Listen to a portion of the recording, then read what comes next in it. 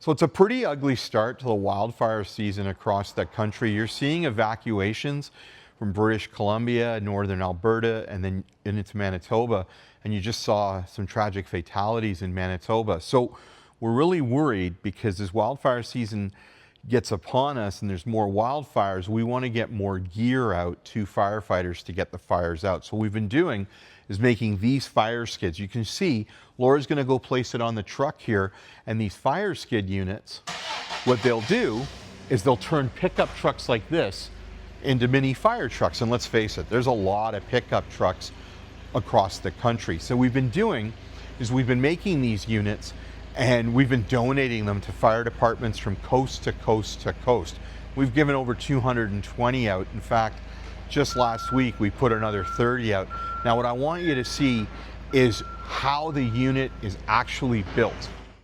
So the unit's really simple, but I mean, it's beautifully made. It's basically a tank. Now that tank holds about 1,000 liters, and you can see the tank actually sits on the skid unit itself. And there's actually custom designed feet for it. I mean, it's amazing. They've gone and machined these feet, and then they put them onto the actual skid platform itself, and then they weld it on. So like the sheer artisanal effect of this welding is amazing. Then, after they weld it, they actually grind off the bump top on the actual weld so that the tank can sit there and then the other parts can sit there.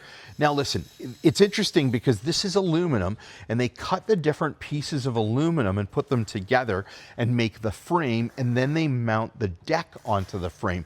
They're doing this all piece by piece by piece in an assembly line process, and they're doing this out of a fabricating shop in Edmonton.